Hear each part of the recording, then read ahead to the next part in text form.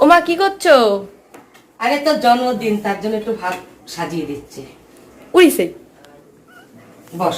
বাপরে, কত কিছু তো করে ফেলেছো। যা বাবা। এখনো তো করতেই পারি। এখানে খা। উড়ি বাবারে। বৈশাখ মাস, তাই নিরামিষ। সত্যি এই বৈশাখ মাসে নিরামিষের ঠেলায় জীবনের জন্মদিনই হলো না। তা এখন আমার মা একটু মডার্ন হয়ে গেছে। বাপরে, কত কিছু নাকি করেছে। উড়ি বাবা।